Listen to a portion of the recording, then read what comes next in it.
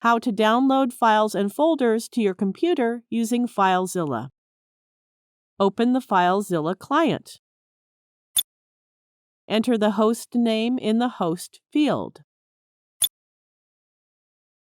It is your domain name. Now enter the username in the username field and password into the password field.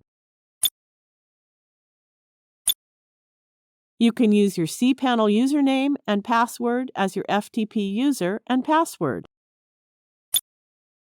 You may leave the port field empty if your login information doesn't specify a certain port to use. Now click the Quick Connect button.